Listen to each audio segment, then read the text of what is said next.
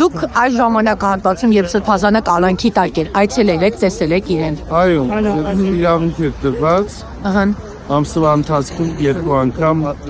այցելելու տեսակցել Սրբազանին ընտանիքի անդամներով։ Ընտանիքի անդամների մեջ ներառվում էին մայրս, քույրս, ես եւ առաջի դատական նիստի ժամանակ արտոնվեց նաև զավակների դասկեցից։ Երբեք հարց ուղեցիք Սրբազանին, ինչու հենց ինքը, ինչու հենց իրեն թիրախավորեցին, թմրանյութի պատմություն, տարբեր այսպես անձնական կյանքին, վաղեմության գործեր։ Ինչու հենց Սրբազանին ուղղելու առումով դրամաբանական չէ, որովհետև այնքան բացահայտ էր, որ բոլորն էլ գիտեին եւ հասկանալի էր, որ Սրբազանի դիրքորոշումները